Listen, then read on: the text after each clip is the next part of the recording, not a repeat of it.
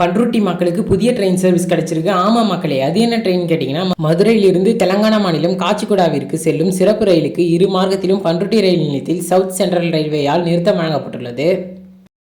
இதுவரை பண்ருட்டி ரயில்வே ஸ்டேஷனில் passenger trains தவிர எக்ஸ்பிரஸ் ட்ரெயின் கேட்டகரியில் ரன் ஆகிற ட்ரெயின் பார்த்தீங்கன்னா, ஒன்று சோழன் சூப்பர் ஃபாஸ்ட் எக்ஸ்பிரஸ், இன்னொன்று செந்தூர் சூப்பர் ஃபாஸ்ட் எக்ஸ்பிரஸ். அடுத்தது என்னன்னு பார்த்தீங்கன்னா, ரீசெண்ட் டேஸில் ஆப்ரேட் ஆகக்கூடிய Tambaram Tiruchirappalli intercity special express என 3 எக்ஸ்பிரஸ் ட்ரெயின் இப்போதைக்கு ரன் ஆகுது. அடுத்ததாக 4வதாக இப்போ ஒரு ஸ்பெஷல் ட்ரெயின் மதுரை காச்சிகுடா இடையே இரு மார்க்கத்திலும் இயங்க போகுது.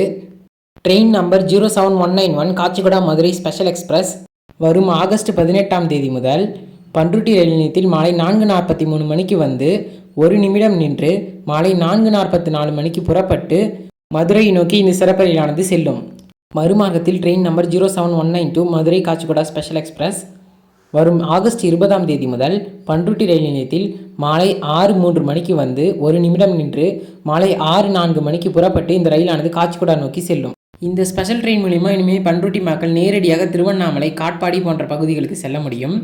பண்ருட்டியிலிருந்து திருப்பதிக்கு செல்லும் பக்தர்கள் இந்த சிறப்பு ரயில் மூலமாக பக்காலா ரயில் நிலையத்தில் இறங்கி அங்கு திருப்பதி நோக்கி வரும் வேறு ரயில் மூலம் பயணிகள் திருப்பதிக்கு செல்லலாம்.